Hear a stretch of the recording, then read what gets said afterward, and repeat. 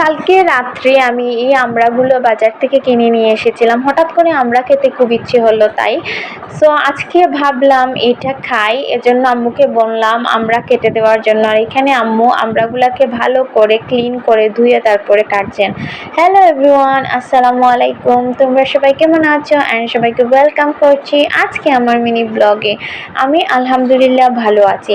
আর এখন আমড়াগুলোকে ছোটো ছোটো পিস করে কেটে নিয়েছেন। এগুলো লবণ আর মরিচ দিয়ে খাবো। আমি অলরেডি লবণ আর মরিচ প্লেটের মধ্যে রেখে দিয়েছি। তারপরে আম্মুকে বললাম বাজারে যেভাবে কাটে ওইভাবে করে কাটো, খেতে ভালো লাগবে। সো আম্মু ওইভাবে করে কেটে দিচ্ছিলেন। অলরেডি আমড়াগুলা কাটা শেষ হয়ে গেছে আর এখন আমি খাবো। এটা খেতে অনেক বেশি ভালো লাগছিল। সো গাইস, আজকের ভিডিও এই পর্যন্তই। তোমরা সবাই ভালো থাকবা। তোমাদের সাথে কথা হবে নেক্সট ভিডিওতে।